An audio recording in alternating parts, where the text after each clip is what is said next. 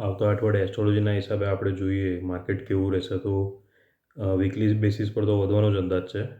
એસ્ટ્રોલોજીના હિસાબે આપણે વાત કરીએ તો જ્યોતિષાચાર્ય છે જીતેન્દ્રભાઈ ત્રિવેદીના મતે શોર્ટમાં કહું તો ખાલી બુધવારે માર્કેટ ઘટશે, બાકી સોમ મંગળ અને ગુરુ શુક્ર વધશે એવું એસ્ટ્રોલોજી કહે છે.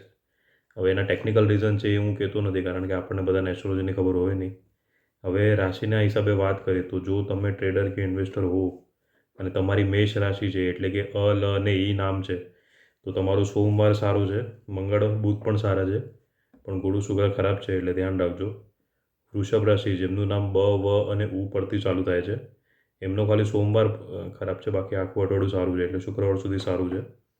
મિથુન રાશિ જેમનું નામ ક, છ અને ગ પરથી ચાલુ થાય છે એમનો સોમવાર સારું છે, મંગળ બુધ ખરાબ છે, પાછું ગુરુ શુક્ર સારું છે.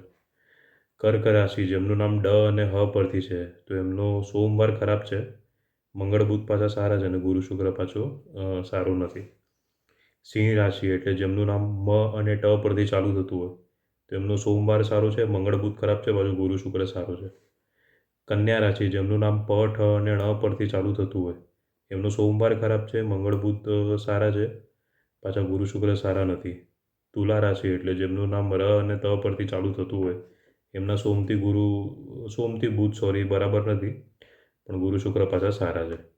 વૃશ્ચિક રાશિ એટલે જેમનું નામ ન કે ય પરથી ચાલુ થતું હોય એમનો ખાલી સોમવાર સારું છે, પછી આખું અઠવાડિયું મજા નથી. ધન રાશિ એટલે જેમનું નામ ભ, ધ અને ફ પરથી ચાલુ થતું હોય એમના સોમથી બુધ સારા છે, ગુરુ શુક્ર સારા નથી. મકર રાશિ એટલે જેમનું નામ ખ અને જ પરથી ચાલુ થતું હોય એમનું સોમવાર સારું નથી, બાકી આખું અઠવાડિયું સારું છે.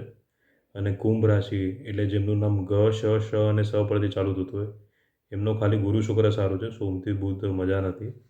અને મીન રાશિ એટલે કે જેમનું નામ દ, છ અને ઝ પરથી ચાલુ થતું હોય એમનો ખાલી સોમવાર જ સારો છે, પછી મંગળથી શુક્ર સારા નથી. એટલે આ હિસાબે ધ્યાન રાખજો. અને અત્યારે ઇન્સ્ટાગ્રામમાં ને બધું શું છે, એક મેન્ટાલિટી નાખવામાં આવી રહી છે બધા લોકોના મગજમાં કે ભાઈ અત્યારે બધા જ લોસમાં છે એટલે પોર્ટફોલિયો લોસમાં હોય કે રેડમાં હોય તો એ નોર્મલ છે, પણ એ વસ્તુ નોર્મલ નથી. તમે ગૂગલ કરીને જુઓ કે છેલ્લા 6 મહિનામાં કેટલા બધા શેર છે એનો સારો એવો ભાવ વધ્યો છે. એટલે પોર્ટફોલિયોમાં ચેન્જીસ કરતા રહો. પોર્ટફોલિયો માઇનસમાં હોય તો એ આપણી જ ભૂલ કહેવાય. અને આ બધી ઇન્સ્ટા રીલમાં જુઓ નહીં. હવે આ બધું બહુ ટ્રેન્ડિંગમાં આવી રહ્યું છે કે તમને લોસ થાય એટલે એ તો ચાલે, એમ માર્કેટ માઇનસમાં છે તો આપણે માઇનસમાં જ રહીશું, પણ એવું જરૂરી નથી કે માર્કેટ માઇનસમાં તો આપણે માઇનસમાં જ રહીએ. હું જે પહેલાં સવારે વિડીયો નાખતો હતો, હું કહેતો હતો કે માર્કેટ માઇનસમાં રહેશે, પણ જે બધા શેરનું હું આપતો હતો એ તો બધા વધતા જ હતા. એટલે તમે પણ એ રીતે ધ્યાન રાખો અને પોતાના પોર્ટફોલિયોને સેફ રાખો.